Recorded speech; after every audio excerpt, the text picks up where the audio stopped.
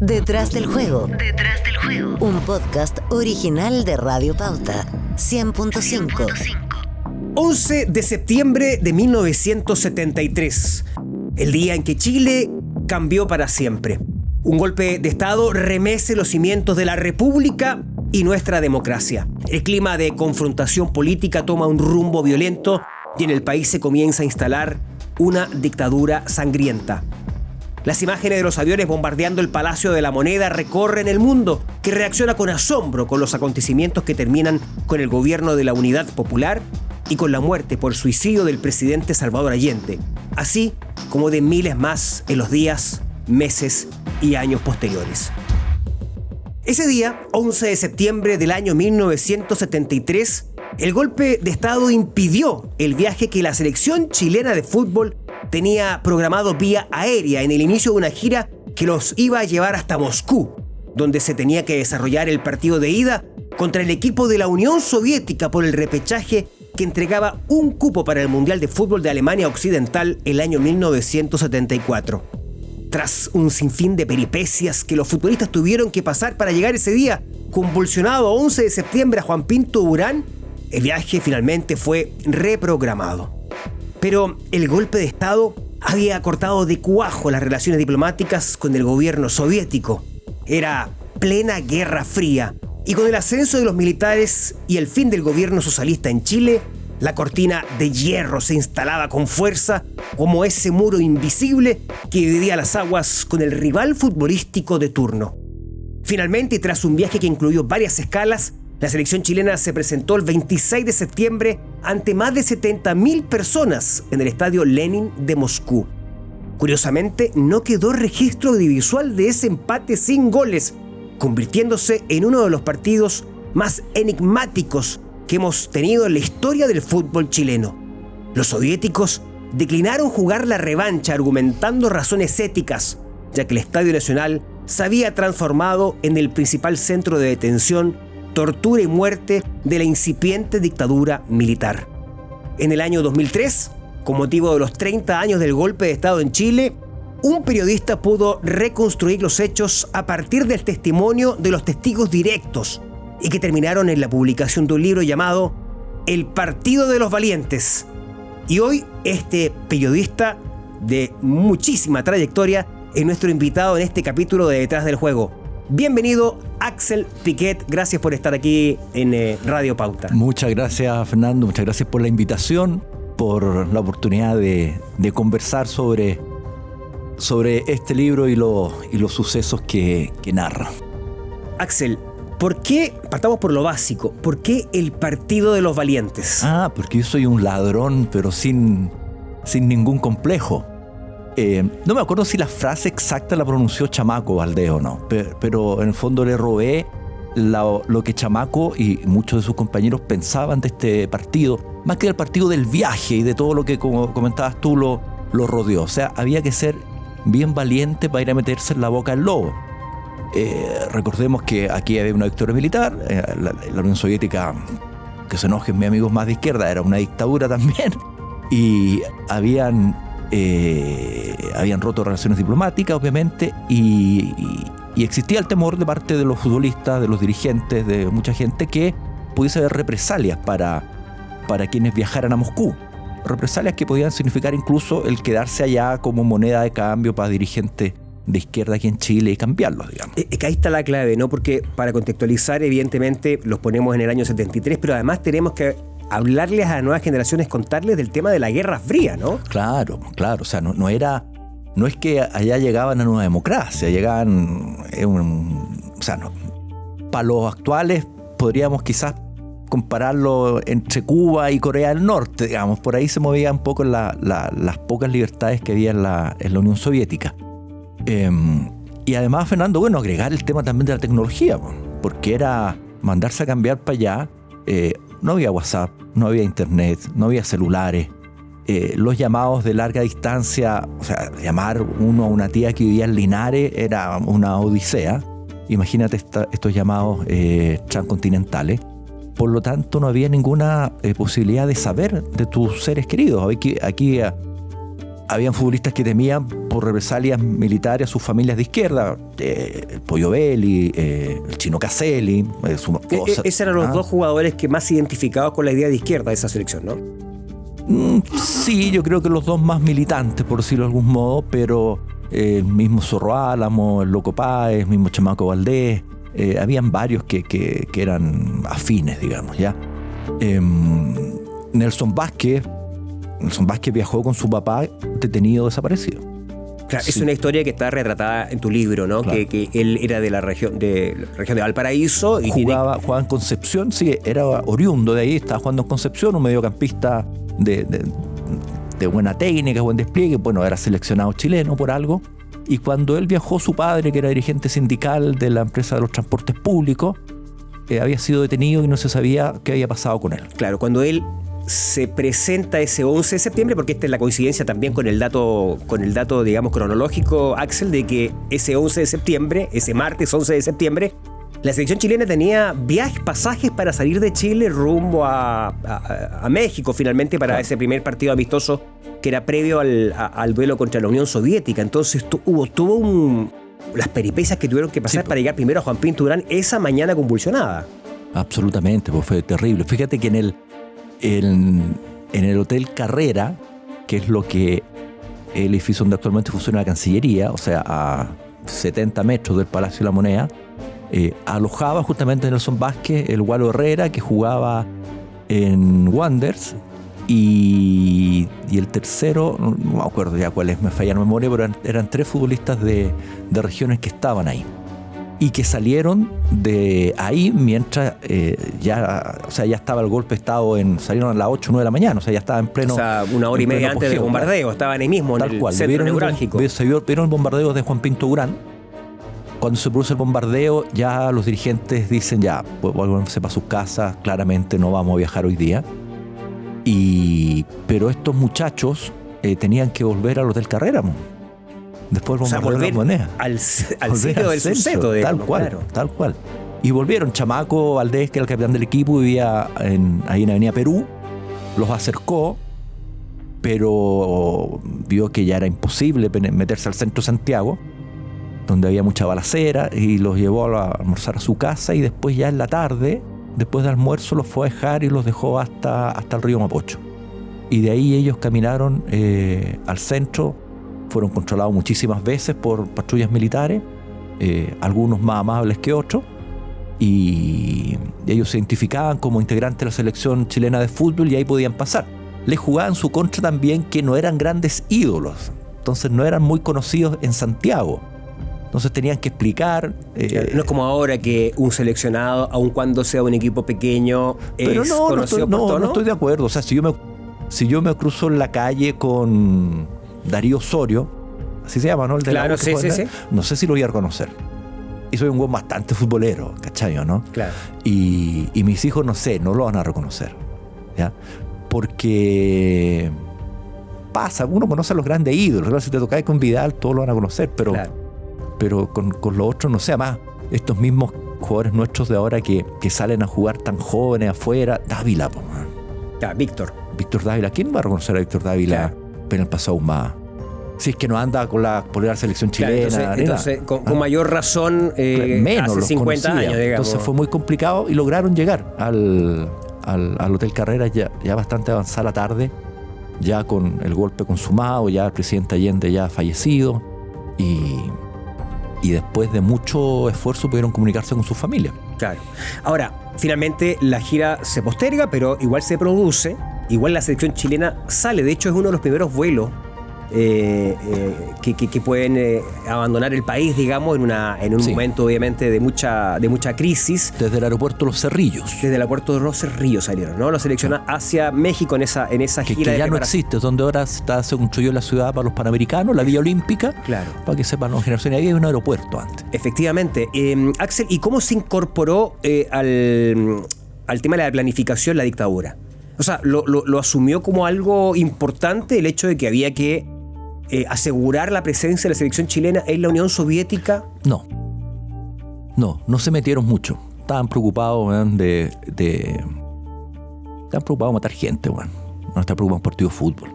No. lo que cuentan los mismos dirigentes, muchos de ellos de derecha, es que tenían que explicarle a través de parientes que eran generales. El médico de la selección era oficial de la Fuerza Aérea, Elías Jacob. Hablábamos delante de que había que ser valiente. Este caballero, que era Elías Jacob, era médico de la selección chilena, era oficial de la Fuerza Aérea, esto de civil. Era médico antes del golpe, ¿eh? Ojo, no es que la Junta lo haya puesto a él como habían sacado a Álvaro Reyes, porque Álvaro Reyes era el anterior, que de hecho estuvo detenido mucho tiempo en la cárcel pública después del golpe. Elías Jacob era oficial de la Fuerza Aérea y pese a la recomendación del general Lee, que le dice no vayas porque ¿cómo te vas a meter como oficial de la Fuerza Aérea de Chile a Moscú? Él va igual. O sea, más allá de lo que uno pueda pensar de él, da lo mismo, pero de que él fue valiente para ir para allá, obviamente. Fue uno de los grandes valientes. Fue uno de los grandes valientes. Porque él, efectivamente, como dices tú, recibe esta recomendación del comandante en jefe de la Fuerza Aérea, Gustavo Lee, que le dice: yo no hago intercambio prisionero. Correcto, tal cual. Si vas, asume las consecuencias y Elías va, pues, o sea, no sé si eso no es ser valiente, sí, no claro. sé qué puede serlo. Y eso se comentaba. Perdón. Sí. Y con un agravante, por decirlo de alguna manera, digamos. Que tú sabes bien, mucho mejor que yo, que en el mundo del fútbol todos se conocen, los árbitros con los médicos, con los dirigentes de los distintos países. Elías Jacob ha sido, ya antes, en un periodo anterior, ha sido médico de la selección chilena, en el mundialito que se hace el año 72 en Recife, en Brasil. Después lo cambian los dirigentes por Álvaro Reyes, que estaba en Unión Española, y porque el presidente era Francisco Fuxás. Tampoco en su nominación había algo político, era el equipo de trabajo nomás. Y después vuelve Elías Jacob. Entonces Elías Jacob era, como médico y como oficial de la Fuerza Aérea, era conocido en el mundillo del fútbol internacional. Entonces no es que iba a pasar absolutamente piola en Moscú. Había muchísimas posibilidades que alguien lo identificara como un oficial de la Fuerza Aérea de Chile. Exactamente. Interesante, Axel, que Chile hace escala, la selección chilena hace escala en Buenos Aires antes de ir a Ciudad de México, ¿no? Para ese partido que además gana. Después, con el tiempo, se conocieron las imágenes en colores de esa victoria de Chile, los goles de Caselli, el segundo de un golazo. Pero los jugadores se sorprenden porque los periodistas van al aeropuerto a recibir a la selección chilena y las preguntas eran todas de carácter político: ¿qué está pasando en Chile?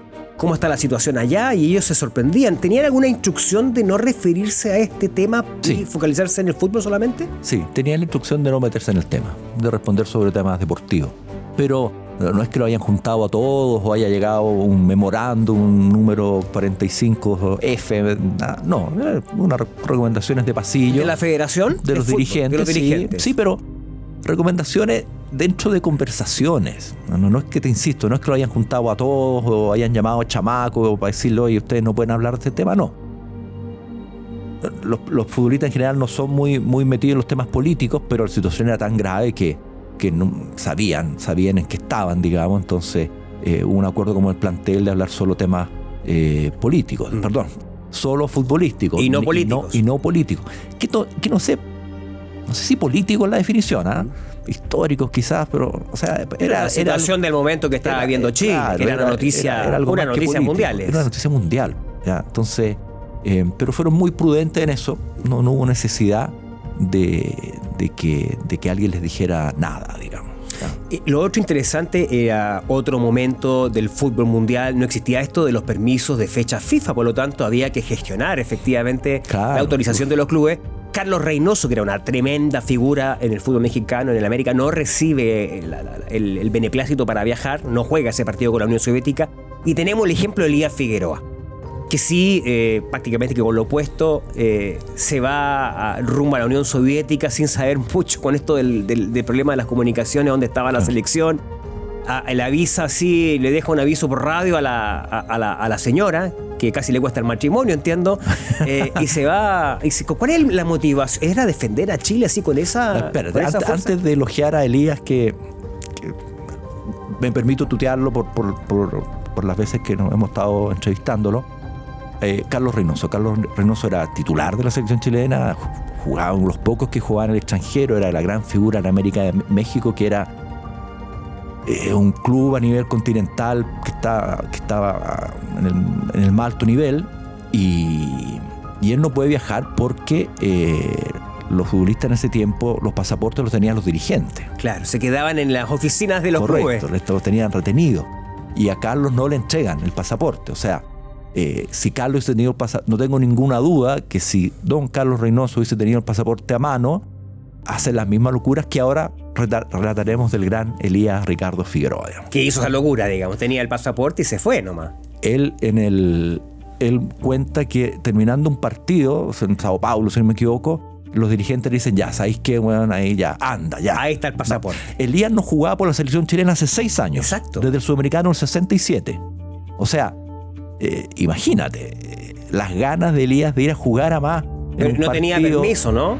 Era por eso no jugaba. Porque no le daban permiso, no le claro. daban permiso. Para el partido anterior de Chile llega, recordemos, a jugar con la Unión Soviética porque ganó su grupo sudamericano, que estaba compuesto por Chile, Perú y Venezuela. Venezuela se retira, claro, no participa, y quedan Chile y Perú, que ganan 2-0 ambos como locales y tienen que ir a jugar un tercer partido en Montevideo.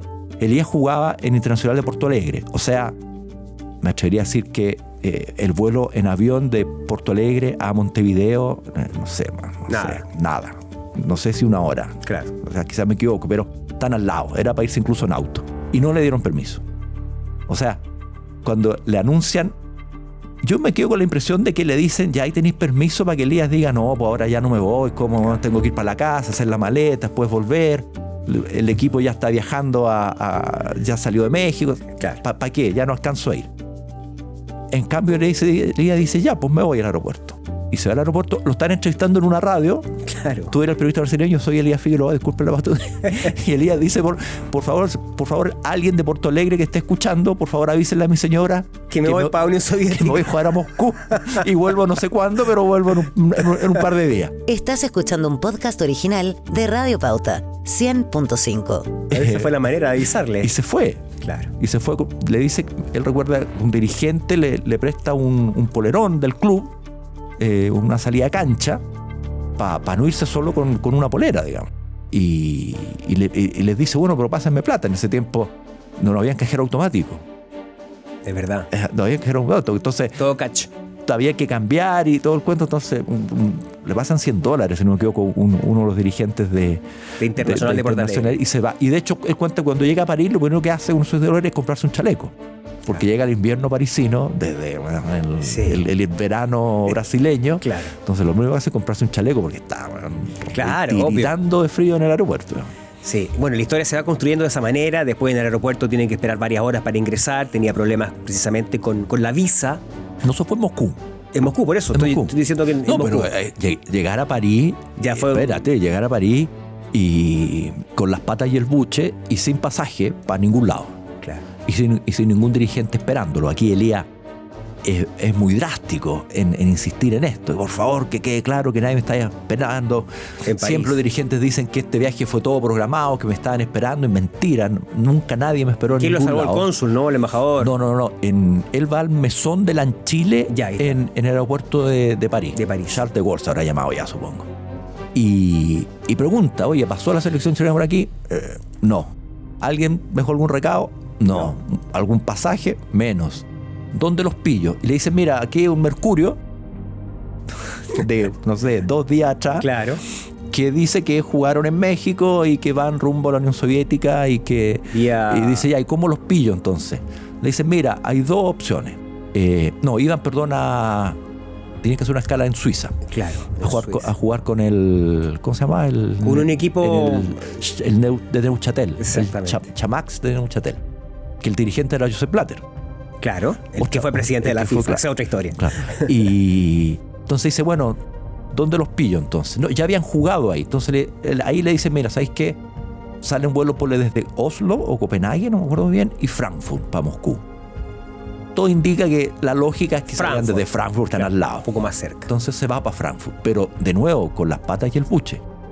Entiendo que ese mismo pasaje no alcanzaba con el vuelto del chaleco que se ha comprado entonces lo encaletan en un vuelo. Entonces, y él con su bolso, ¿no? Con su bolso, yo lo molestaba y decía, ¿pero qué es el bolso?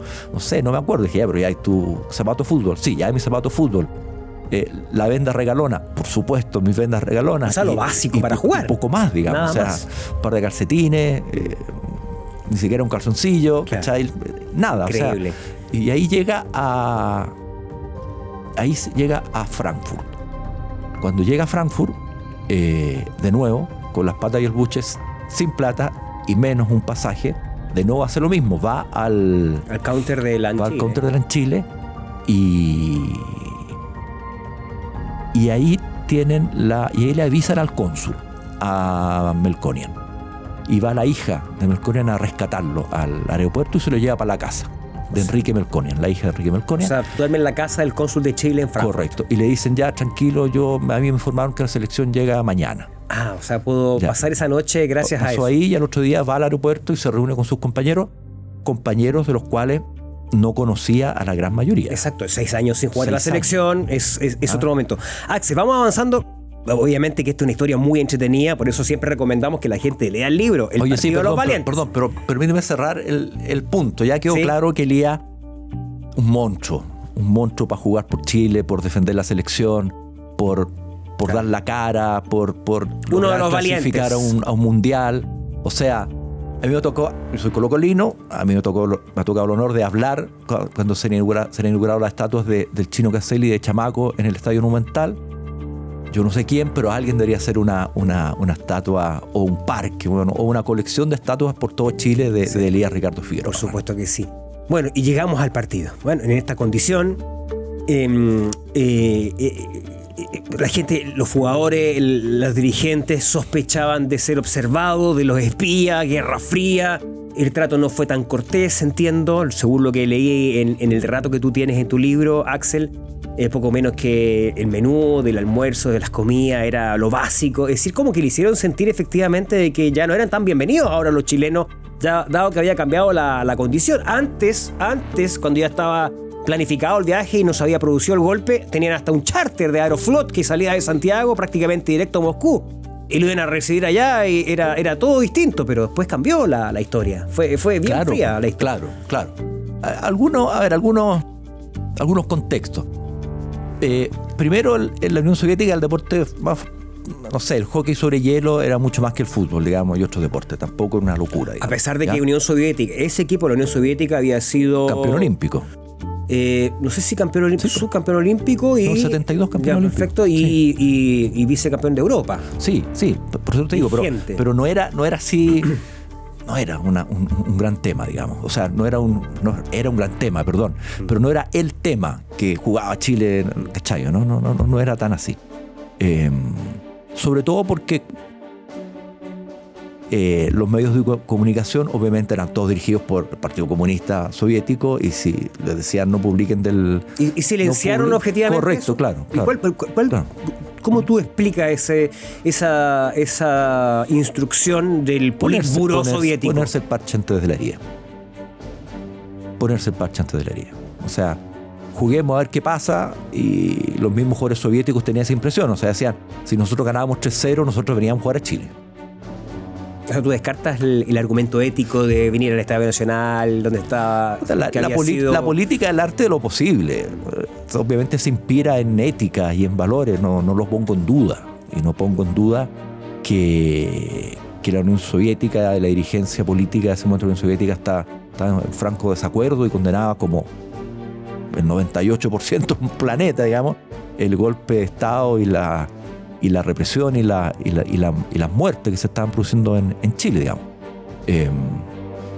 Pero todos coinciden en que también hay un tema de pragmatismo, ¿ya? O sea, el empate a 0 fue vital para decir ya no vayamos, digamos. Por lo mismo por no exponerse una derrota, ¿no? Frente a un rival ideológico. Más allá que los jugadores no veían eso en la cancha. A ver, para subrayar lo que acabas de decir, para no exponer una derrota ante un rival ideológico, está el componente político, evidentemente. O sea, claro. es el análisis que hizo la Unión Soviética. Tú dices, esa es tu teoría, ¿no? Porque sí, efectivamente lo raro, Axel, es que no hayan imágenes audiovisuales de ese partido que fue 0-0. Sí, pues eso es otro ejemplo, digamos, ¿cachai, no? De hecho, me acordé del hockey sobre hielo porque los jugadores, cuando están en los camarines fastuosos, ellos mismos los describen muy bien en el libro del Estadio Lenin, tenían televisor en el camarín y sintonizan para ver la previa, qué estarán diciendo, y nada, están transmitiendo justamente un partido de hockey sobre hielo. No. Esa fue una decisión política. Este partido lo vamos a esconder un poquito. Claro.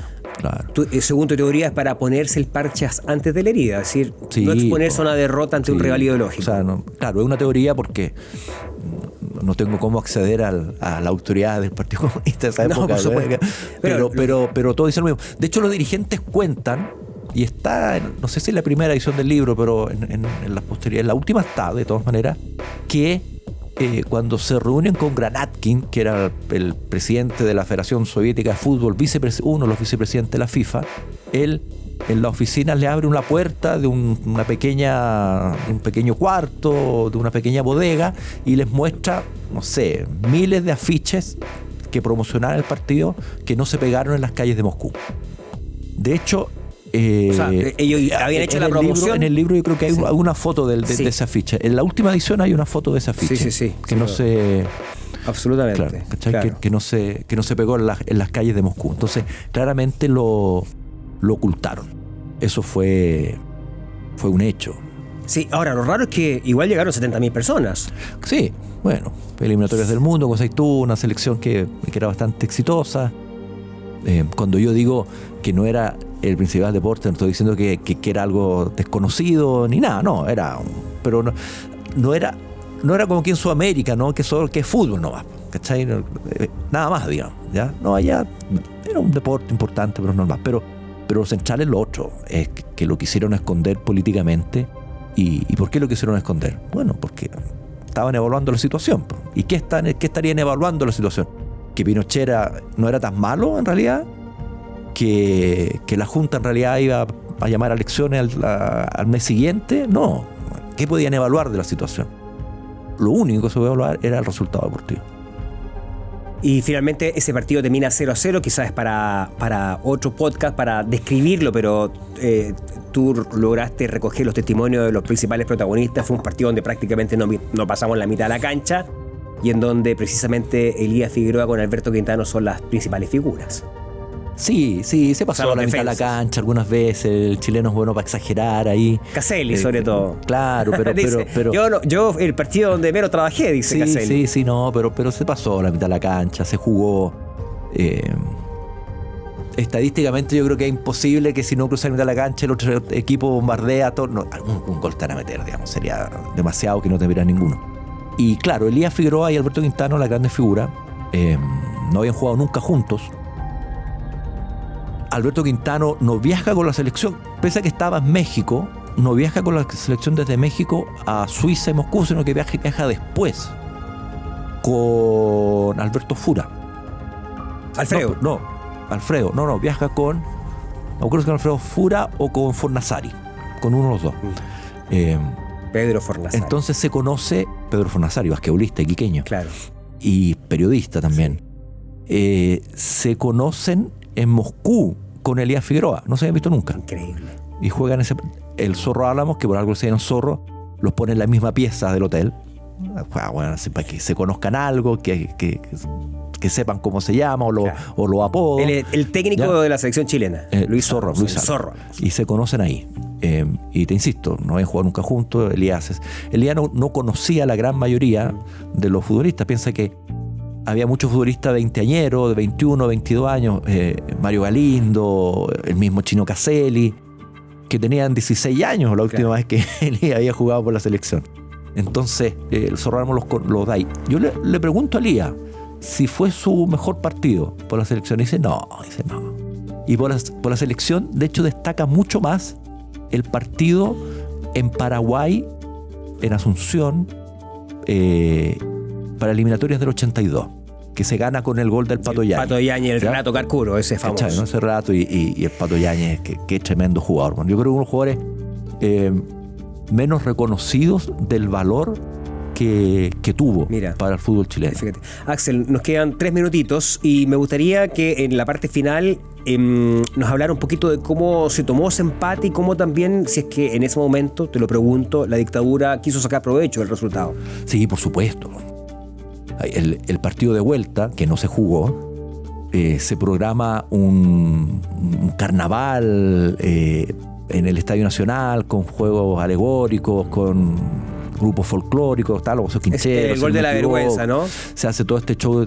Ese gol de la vergüenza, inicialmente hay un capítulo anterior que es que salen Eladio Rojas, Eladio con Leonel Sánchez, y ellos dan como el puntapié inicial. Coincidentemente eran los dos jugadores que le habían metido los goles a la Unión Soviética en Arica en el Mundial del 62. Claro que sí. ¿Ya? Entonces ellos salen, como decirlo, volveremos a ganarle a los comunistas, digamos. Y después de eso se hace todo este show del gol de la vergüenza que ataca a Chile hacia un arco de guarnecido. El arco sur del Estadio Nacional. Así, se mete el gol en el tablero, marcador, se cambia el... Selección chilena 1, claro, Unión Soviética 0. Se cambia, tienen ese detalle, ¿no? Y en la prensa también algunos titulares, por ejemplo, que también hacen mención al tema. Sí, están en el libro también ahí. Me parece que no sé cuál es el diario. El diario de La Tercera. Ni en el fútbol se la pudo la Unión Soviética con Chile. Claro. Es el titular del diario de La Tercera. Claro. Después del 0-0. Y finalmente, hubo un telegrama de Pinochet a la delegación que se recibió o no se recibió ya en Moscú después de no se recibió en Moscú, pero existió el telegrama, llegó tarde, entre la tecnología y quizá el empleado de correo y telégrafo moscovita dijo... No estaba muy... No estaba, seguramente. No era su prioridad. Claro, no era prioritario llegar el telegrama del general Pinochet a... Correcto, no lo recibió la delegación, al menos nadie lo recuerda de los dirigentes, pero el Mercurio sí lo reprodujo. El Mercurio fue el único medio chileno presente en ese estadio, sí, con Gask, sí. No me acuerdo el nombre ahora, Juan Gask. Hugo parece, ¿no? Hugo Gask, sí, el hermano del que después fuera el teleárbitro. Perfecto, en el subdeportivo. El doctor Elías Jacob, hermano del mago de la Pollagol. También. De Roberto Jacob. Entonces, lo envió Pinochet, pero no se recibió. El Mercurio sí lo reprodujo extensamente. Es un partido que está entre los mitos importantes de la historia del fútbol chileno. Hemos conversado en este podcast con Axel Piquet, autor del libro El Partido de los Valientes. No solamente tiene este libro, tiene 8 más, según estábamos conversando acá. Así es que es alguien que ha aportado muchísimo desde el punto de vista de la literatura y de las crónicas al periodismo deportivo. Axel, ha sido un gustazo tenerte acá en este podcast Detrás del Juego. No, gracias a ti, Fernando, gracias a todos quienes tengan la paciencia de escucharlo y agradecer a los futbolistas y los dirigentes que me aceptaron las entrevistas para este libro, fue hace 30 años ya. Y a sus familias también, que siempre están mandándome fotos, datos. Muchos de ellos ya han fallecido, de los entrevistados, muchísimos ya han fallecido en estos 30 años. Y así que un gran saludo cariñoso a ellos, a sus familias y a su memoria. Es un libro absolutamente vigente y los invitamos a las nuevas generaciones a aprender. El Partido de los Valientes. Había que ser valiente para cruzar la cortina de hierro y jugar ese partido frente a la Unión Soviética. Nos vemos en un próximo capítulo. Detrás del Juego. Detrás del Juego. Un podcast original de Radio Pauta. 100.5.